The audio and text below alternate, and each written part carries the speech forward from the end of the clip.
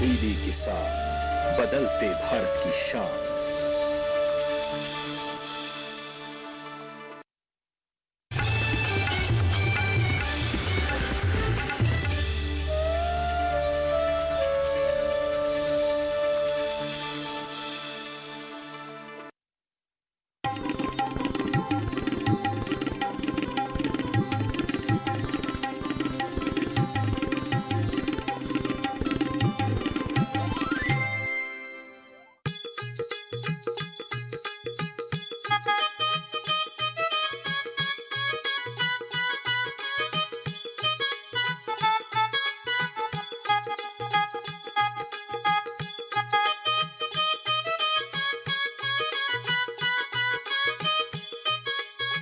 नमस्कार, हमारी पाकशाला में आपका स्वागत है।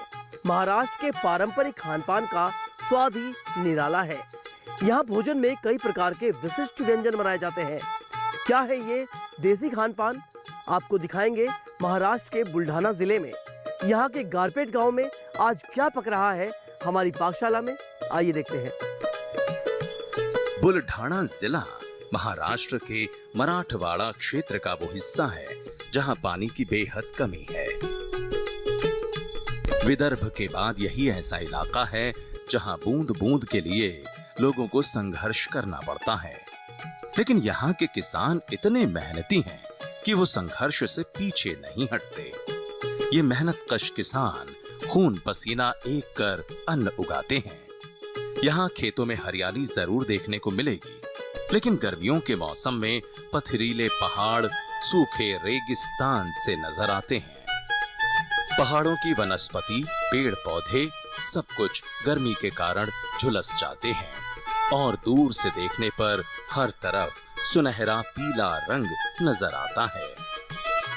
बुल्ढाना के आदिवासियों का पारंपरिक खान-पान क्या है और कैसा है, ये जानने के लिए दूरदर्शन किसान की टीम नागपुर से करीब 300 किलोमीटर दूर महाराष्ट्र के बुल्ढाना जिले की जलगांव जामोद तहसील के गारपेट गांव जा पहुंची। पहाड़ों की तलहटी में बसा ये छोटा सा गांव आदिवासी परंपरा का अनूठा उदाहरण है। यहाँ आदिवासी रहन सहन और कलाकृति के बेजोड़ नमूने आपको घर घर में देखने को मिल जाएंगे। इन आदिवासियों की सबसे खास बात यह है कि ये मेहनत से कमाते हैं और शौक से खाते हैं। इनका अच्छा खान पान ही इन्हें विपरीत परिस्थितियों में तंदुरुस्त भी रखता है। खेती किसानी के साथ साथ ये आदिवासी पशुपालन, मुर्गी पालन और बकरी पालन भी करते हैं। गारपेट गांव में आदिवासियों के पारंपरिक खाने में आज हम जायका लेंगे महाराष्ट्र की स्वादिष्ट तरीदार बटाटा भाजी, महाराष्ट्रियन मसाला भात, नारियल मूंगफली की चटनी, पुदीना मूंग दाल, अजवाइन पूरी और साबूदाना खीर का। और ये सारा स्वादिष्ट भोजन गंगली बाई की पाकशाला में बनने जा रहा है। गंगली बाई के परिवार में नवादी बाई और सैया बाई भी हैं। लिहाजा खाना बनाने का काम ये तीनों महिलाएं मिलकर एक साथ करती हैं। भोजन पकाने से पहले इस आदिवासी इलाके में गृहिणी को कई प्रमुख काम करने पड़ते हैं। मसलन घर में साफ सफाई, चूल्हा लीपना, खाना बनाने के लिए बाहर से पानी लाना और लकड़ियां चुनना। ये रोजमर्रा के काम हैं जो हर रोज खाना बनाने से पहले हर घर में नियमित तौर पर किए जाते हैं। चूल्हे को गोबर और मिट्टी से लीपकर साफ करते हैं, तभी इस पर खाना बनाया जाता है। ये सब काम करने के बाद गृहिणी खाने के लिए सब्जियां काटती हैं। ज्यादातर सब्जियों को ये लोग अपने खेत क्यारी में ही उगा लेते हैं, लेकिन कुछ सब्जियां इन्हें खरीदनी भी पड़ती हैं। महाराष्ट्र की मशहूर बटाटा भाजी बनाने के लिए सबसे पहले आलू को छीलकर साफ पानी से धो लिया जाता है। इसी बीच दूसरी महिला लहसुन छीलने का काम करती है। एक बार जब सारी सब्जियां कटकर तैयार हो जाएं, तब फिर खाना बनने में ज्यादा देर नहीं लगती। अब गंगली बाई चूल्हे में आग जला रही हैं। एक महिला आलू को बारीक टुकड़ों में काटती है, तो दूसरी तड़का लगाने के लिए मसाला तैयार करती है। इसके लिए पत्थर की ओखली में हरी मिर्च और लहसुन को महीन कूटकर पेस्ट बना लिया जाता है। इन आदिवासियों का बटाटा भाजी बनाने का तरीका थोड़ा जुदा है। ये बटाटा भाजी को सूखी न बनाकर तरीदार बनाते हैं। सब्जी बनाने के लिए चूल्हे पर एक कढ़ाई चढ़ा दी गई है। कढ़ाई में मूंगफली का तेल डाला जाता है। चूंकि महाराष्ट्र में मूंगफली और सोयाबीन की पैदावार अच्छी होती है, इसलिए ये लोग खाने में मूंगफली या सोयाबीन के तेल का काफी इस्तेमाल करते हैं।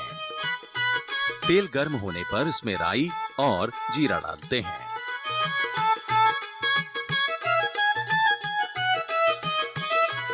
जब ये चटकने लगते हैं तो इसमें कुटे हुए लहसुन, प्याज और हरी मिर्च का मिश्रण डाला जाता है।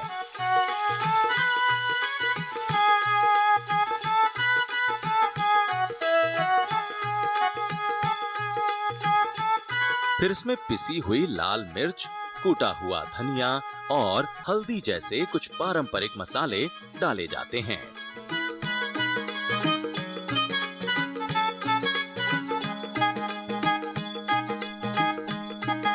सारे मसाले तेल में भुन जाने पर सब्जी में कटे हुए आलू डाल दिए जाते हैं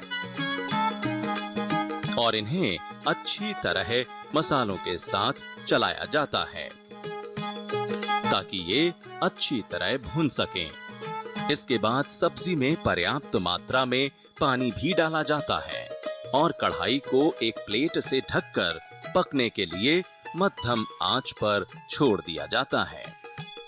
जब तक सब्जी बनकर तैयार होती है, तब तक महिलाएं खाने से जुड़े अन्य काम भी निपटा लेती हैं। जैसे गंगली बाई ने खीर के लिए साबूदाना साफ कर लिया है, क्योंकि खीर बनाने से पहले साबूदाने को कुछ घंटों तक पानी में भिगोया जाता है, लिहाजा इस तरह के काम पहले ही करने पड़ते हैं। गंगली बाई ने साबूदाने को पहले सूप में फटक कर साफ किया, फिर इसे 2 से 3 बार साफ पानी में धोया।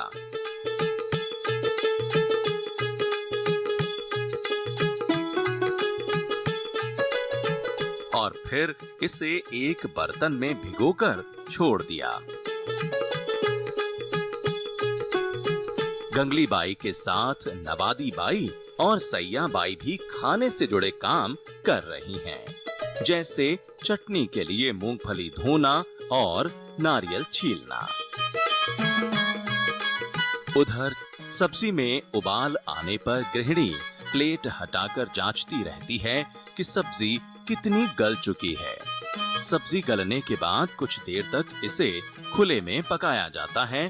फिर सब्जी को और ज्यादा खुशबूदार और जायकेदार बनाने के लिए गृहिणी इसमें बारीक कटा हरा धनिया डालती है और सब्जी को चूल्हे से नीचे उतार लेती हैं।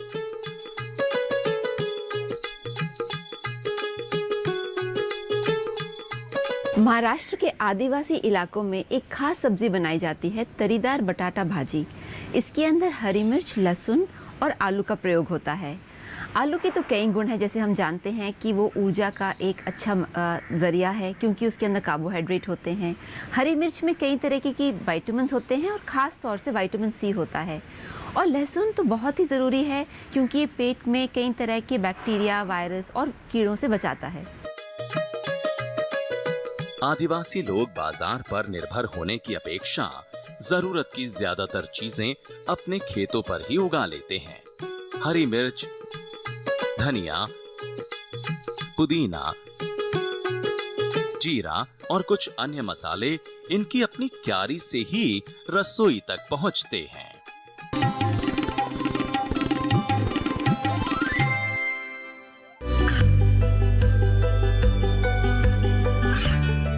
गांवों और पिछड़े क्षेत्रों में सरकारी योजनाओं की जानकारी पहुंचा।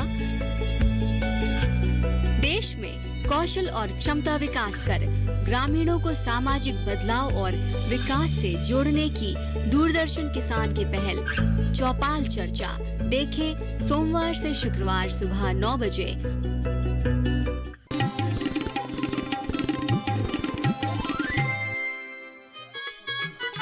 बटाटा भाजी बनाने के बाद अब इन महिलाओं ने दूसरा व्यंजन बनाने की तैयारी शुरू कर दी है। अब ये महाराष्ट्रियन मसाला भात बनाने जा रही हैं। इसके लिए ये अपने खेतों में पैदा हुए चावल का इस्तेमाल करती हैं। सबसे पहले चावल को फटक कर, बीन कर और पानी में कई बार धोकर साफ करना पड़ता है ताकि उसमें से बारीक कंकर या मिट्टी का कोई कण न रहने पाए।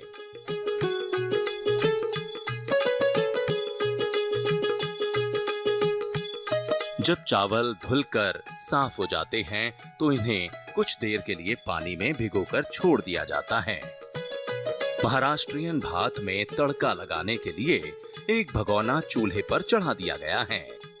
भगोने में मूंगफली का तेल गर्म करने के लिए रखा गया है। आदिवासियों के पास खान पान के बहुत ज्यादा विकल्प नहीं होते।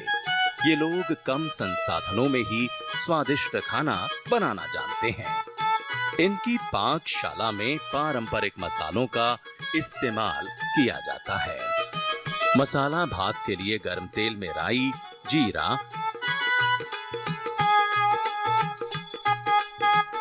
और कटे हुए प्याज को भूना जाता है।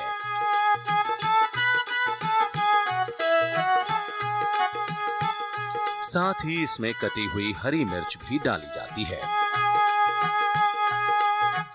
जब प्याज भुनकर हल्की सुनहरी होने लगे तो इसमें पिसा हुआ पारंपरिक मसाला और हल्दी डाली जाती है।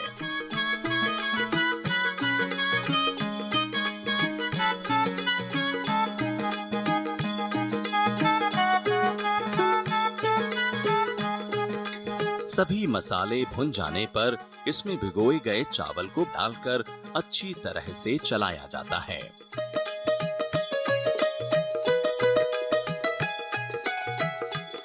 इसी के साथ इसमें सही अनुपात में पानी भी मिलाया जाता है और उबाल आने तक कुछ देर इसे खुले में पकाते हैं। फिर बर्तन को प्लेट से ढककर मंद आंच पर पकने के लिए छोड़ दिया जाता है। करीब 10 से 15 मिनट के बाद जब बर्तन से प्लेट हटाई जाती है तो भात का ज्यादातर पानी सूख चुका होता है।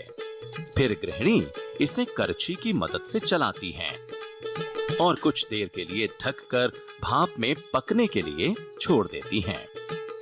चंद मिनट बाद ही बर्तन को चूल्हे से नीचे उतार लिया जाता है। इसी के साथ गर्मा गर्म और खिला खिला मशहूर महाराष्ट्रियन मसाला भात बनकर तैयार हो चुका है। थोड़ी ही देर में अब ये पाकशाला कुछ और खुशबूदार पारंपरिक व्यंजनों से महकने वाली है, क्योंकि यहाँ बनने वाली है पुदीना मूंग दाल, अजवाइन की कुरकुरी पूरियां और साबूदाना खीर। आदिवासी लोग बाजार पर निर्भर होने की अपेक्षा जरूरत की ज्यादातर चीजें अपने खेतों पर ही उगा लेते हैं। हरी मिर्च, धनिया, पुदीना, जीरा और कुछ अन्य मसाले इनकी अपनी क्यारी से ही रसोई तक पहुंचते हैं। ये सब्जियां और मसाले पूरी तरह से जैविक हैं और ताजा सब्जियों के इस्तेमाल से खाने का स्वाद भी कई गुना बढ़ जाता है। गारपेट गांव की महिलाएं अब पुदीना मूंग दाल बनाने जा रही हैं। हालांकि मूंग दाल बनाने और खाने का चलन पूरे देश में है, लेकिन इन आदिवासियों जैसी खुशबूदार और पौष्टिक मूंग दाल आपको कहीं और शायद ही मिले। इसे बनाने के लिए महिलाएं पहले मूंग दाल को बारीकी से चुनती हैं, फिर इसे पानी से कई बार धोती हैं।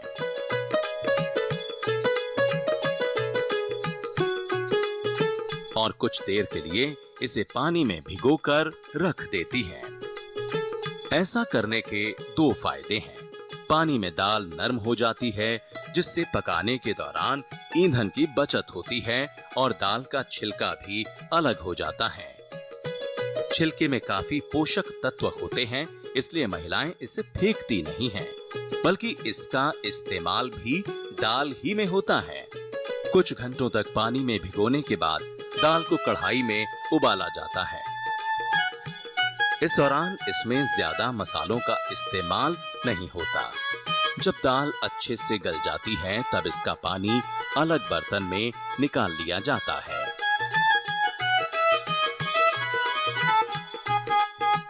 अब बारी आती है दाल में तड़का लगाने की। तो कढ़ाई में मूंगफली का तेल डाल लिया गया है। इस तेल में राई, जीरा, चुटकी भर हींग और कटा हुआ प्याज डालकर भूना जाता है।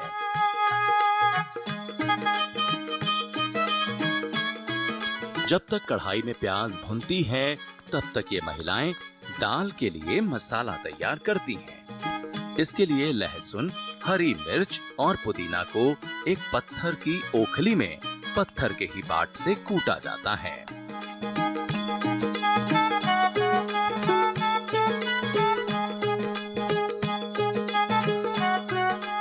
उधर चूल्हे पर प्याज भुनकर तैयार है। इसी दौरान महिलाएं इसमें ये कुटा हुआ मसाला डाल देती हैं।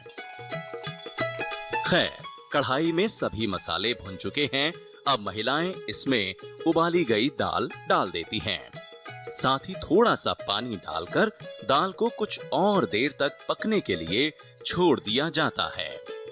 मूंग दाल पेट के लिए काफी अच्छी मानी जाती है और रक्त संचार भी इससे ठीक रहता है। तो पुदीना एसिडिटी से राहत के साथ शरीर को ठंडक देता है। पुदीना मूंग दाल, इसके अंदर पुदीना और मूंग दाल के गुण होते हैं।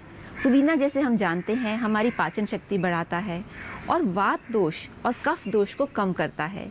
आयुर्वेद का मानना है कि अगर वात या कफ दोष बढ़ जाए तो उससे कई तरह की बीमारियां हो सकती हैं, जैसे कफ है, फ्लेम है, ट्यूमर्स हैं, और वात दोष से ब्लड प्रेशर भी हो सकता है। तो पुदीना का इस्तेमाल इन दोनों दोषों को कम करता है। मूंग दाल के कई फायदे हैं।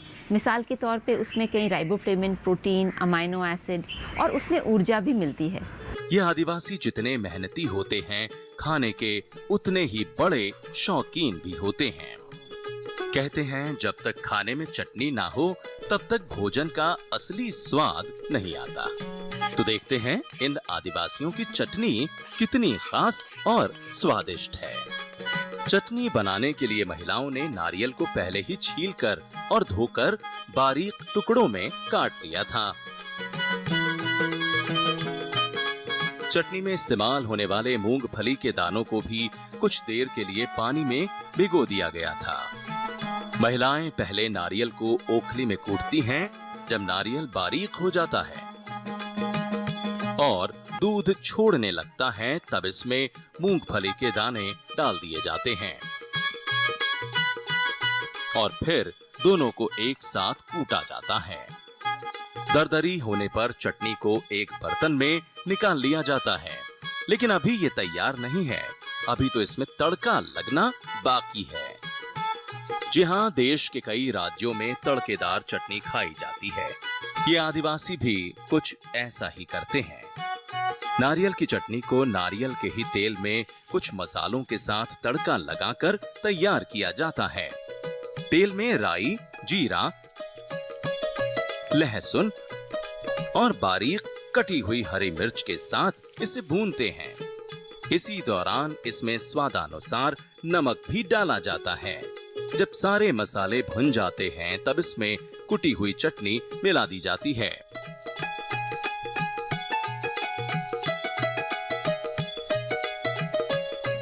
और ऊपर से इसे धनिये के पत्तों से सजा दिया जाता है।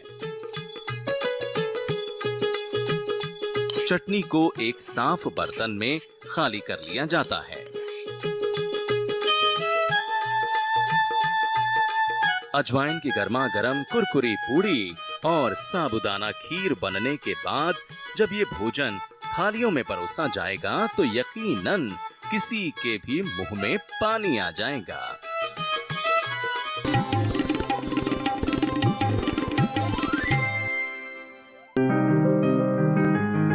बीमारियों से कैसे बचेगी फसल? मवेशियों की मुश्किलों का क्या है हल? कहां से लाएं बीज, कितनी लगेगी खाद? किसानों के हर फोन का विशेषज्ञ देंगे जवाब। देखिए हेलो किसान लाइव सोमवार से शुक्रवार शाम 6 बजे।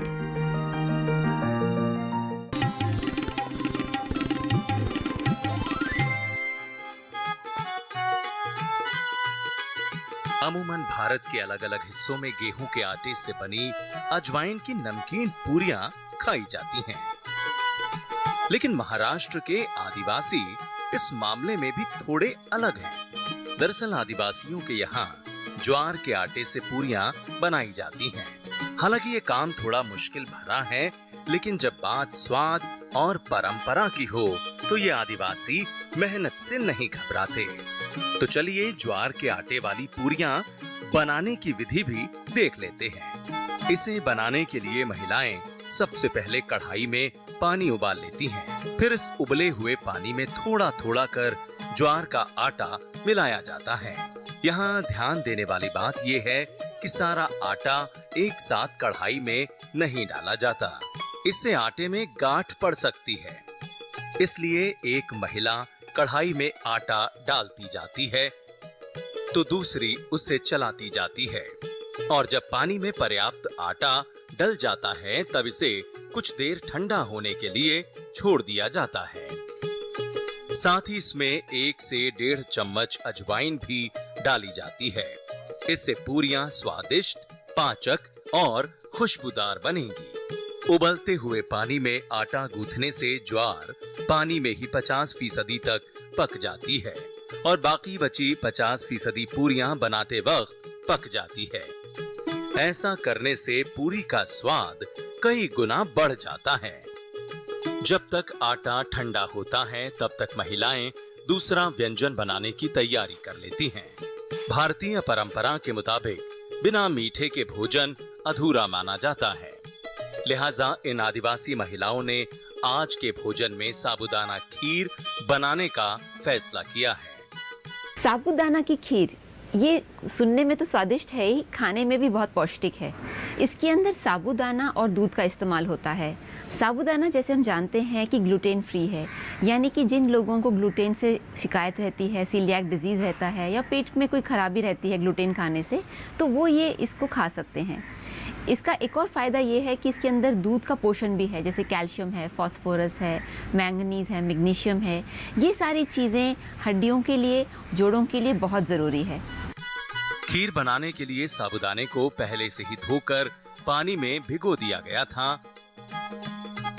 जब तक महिलाओं ने दूसरे व्यंजन तैयार किए तब तक साबूदाना भी फूलकर तैयार है। खीर बनाने के लिए गृहिणी पहले एक कढ़ाई में दूध चढ़ाती है। इस दूध को करछी से चलाते हुए उबाल आने तक पकाती है।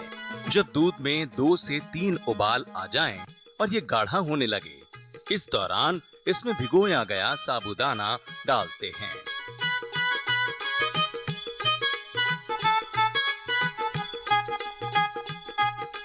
यहाँ गौर करने वाली बात ये भी है कि इस वक्त चूल्हे में आंच बहुत कम होनी चाहिए, क्योंकि साबूदाना जितनी मंद आंच पर पकेगा उतना ही अधिक फूलेगा और खीर का स्वाद भी बढ़ जाएगा। खीर के गाढ़ा होने तक महिलाएं करीब 40 मिनट तक बिल्कुल मंद आंच पर इसे चलाते हुए पकाती हैं। जब साबूदाना दूध में अच्छी तरह घुलने लगे, मानो खीर बनकर तैयार हो चुकी है। चूल्हे से उतारने से पहले इसमें 2 मुख्य चीजें मिलाना बाकी है। स्वाद के लिए शक्कर और खुशबू के लिए इलायची। दोनों चीजें मिलाने के बाद इसे फिर 5 मिनट तक चलाते हुए पकाया जाता है।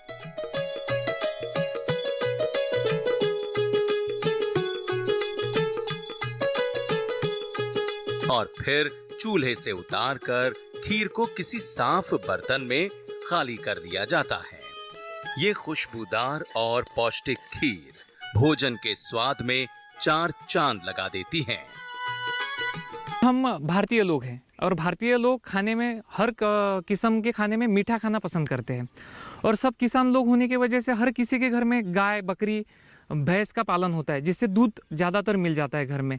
और दूध का हर दिन अलग अलग पदार्थ बनता है, जिसमें छाछ है, दही है और हर दिन में अलग अलग चीज़ें हम खाने में इस्तेमाल करते हैं। जैसे कि आज अपन ने दूध की खीर बनाई।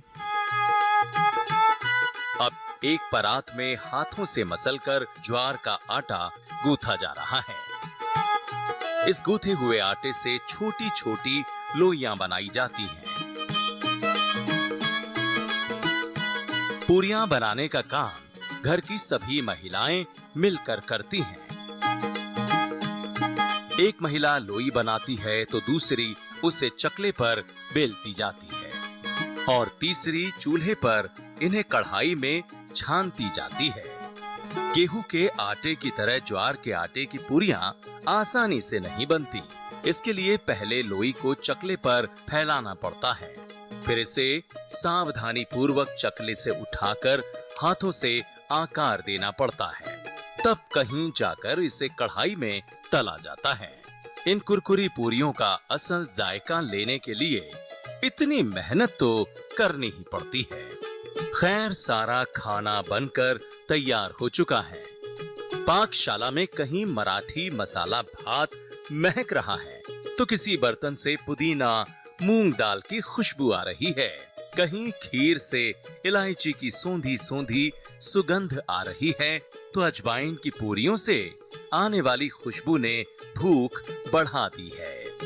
ऊपर से मूंगफली और नारियल की तड़केदार चटनी समा बांध रही है।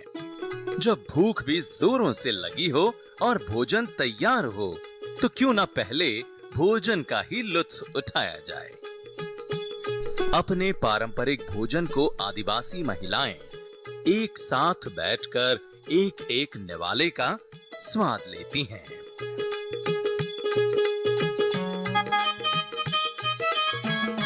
तो दर्शकों, आज के इस कार्यक्रम में बस इतना ही।